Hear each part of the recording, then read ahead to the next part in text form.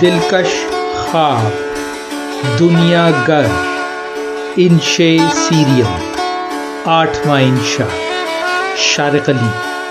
بات کمیونزم کی چل نکلی تھی۔ پروف بولے، اگر ہم سرمایہ داری نظام کے نقاد ہیں تو اس اعتبار سے مارکسسٹ ہیں۔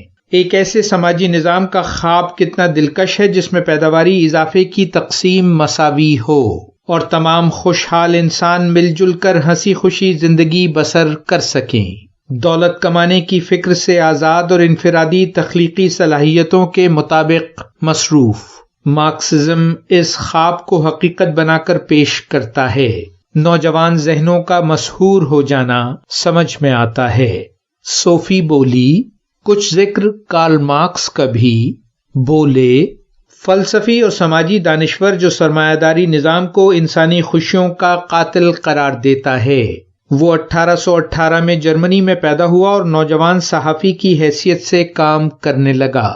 طبقاتی نظام کے خلاف آزاد سوچ رکھنے کے جرم میں جرمنی سے بھاگ کر لندن آیا اور بقیہ زندگی وہیں علمی کام میں بسر کی۔ مالی مدد قریبی دوست فریڈرک اینگلز نے کی جو خود وراثتی طور پر مالدار آدمی تھا۔ دونوں کی دوستی بہت گہری تھی۔ مارکس نے بہت سی کتابیں اور علمی مقالے لکھے، کچھ اینگلز کے اشتراک سے بھی، لیکن وہ اپنے دور کے دانشوروں میں کوئی باعزت مقام حاصل نہ کر سکا، بلکہ نئی دنیا بسانے کے خواب کا مضحکہ اڑایا گیا۔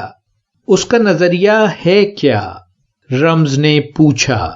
بولے، مارکسزم معاشی نظریہ بھی ہے اور انسانی امنگوں کا ترجمان بھی۔ سرمایہ داری نظام پر اعتراض یہ ہے کہ وہ عوام کی سوچ پر اثر انداز ہوتا ہے۔ وہ دولت ہی کو زندگی کا مرکزی نقطہ سمجھنے لگتے ہیں۔ انسانی محبت اور خلوص جو اصل خوشی ہیں نظر انداز کر دیے جاتے ہیں۔ زیادہ ملکیت ہی خوشی ہے جیسے غلط مفروضے جڑ پکڑتے ہیں۔ محدود سوچ اور مطمئن غلامانہ سیاسی طرز زندگی تخلیقی صلاحیتوں سے عاری کر دیتی ہے۔ اسمبلی لائن کام شخصی بیگانگی کی سمت لے جاتا ہے، تسکین مہیا نہیں ہوتی۔ خیال اور عمل کے اس ڈسکنیکٹ کو اس نے ایلینیشن کا نام دیا۔ کارکن عدم تحفظ کا شکار اور سرمایہ دار کے لیے منافع کارکنوں کے مفاد سے زیادہ اہم ہوتا ہے۔ ٹیکنالوجی کا فائدہ سرمایہ دار اٹھاتا ہے۔ مارکس منافع کو چوری کہتا ہے، کم اجرت پر حاصل صلاحیت کو مہنگے داموں بیچنے کی چوری۔ اور اس کا حل؟ میں نے پوچھا۔ بولے، وہ اپنی کتاب کمیونسٹ مینیفیسٹو میں ظلم و ستم کے خاتمے کا راستہ انقلاب کو بتاتا ہے۔ ایسا سماج جس میں ذاتی ملکیت اور وراثت نہ ہو، انکم ٹیکس ختم ہوتا چلا جائے، ذرائع آمد و رفت، ابلاغ، تعلیم، صحت اور تمام پیداواری فیکٹریاں مرکزی حکومت کے پاس ہوں، عوام کو مفت تعلیم، ضروریات زندگی، علاج اور تخلیقی صلاحیتوں کے اعتبار سے آگے بڑھنے کا موقع مل سکے۔ وہ مذہب، جمہوریت اور آزادی اظہار جیسے تصورات سے پیچھا چھڑانے کی حمایت کرتا ہے۔ ظاہر ہے بہت سے لوگ ایسا کرنا نہیں چاہیں گے، اس لیے جبری سزائیں کمیونسٹ حکومت کی ضرورت بن جاتی ہیں۔ صوفی بولی، کوئی عملی مثال؟ بولے، 1917 میں لینن کا سرخ انقلاب۔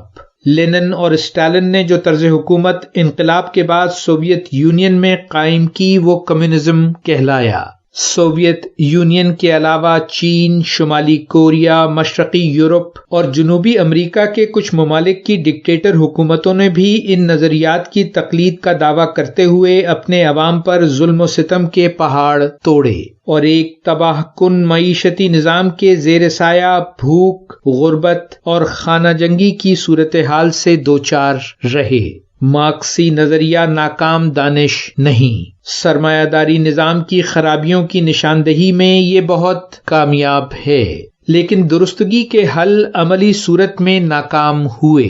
جیسے مارکسزم وسائل اور اہلیت کو ضرورت کی بنیاد پر آپس میں منصفانہ تقسیم کر لینے کا حامی ہے، عملی سوال یہ ہے کہ اہلیت اور ضرورت کا تعین کرے گا کون؟